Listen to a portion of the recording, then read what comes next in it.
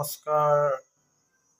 এয়া আছে পুঠি মাছ, মিৰ্কা মাছ ফ্ৰাই, খুতুৰা, পালেং, আলু, মাছ আছে আৰু লগত জলকীয়া, ভাত, উখুৰা চাউল, এসাঁজৰ খাব পাৰি।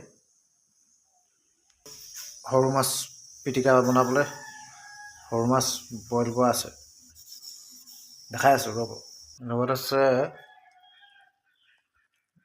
সৰু মাছৰ পিটিকা বনিব আৰু সৰু মাছ আছে আৰু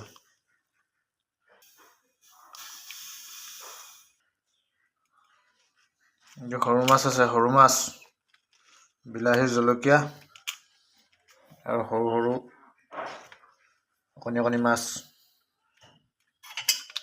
এইটো এতিয়া পিটিকা বনি গ'ল, বইল পিটিকা। এয়া খানাটো তৈয়াৰ হৈ গ'ল।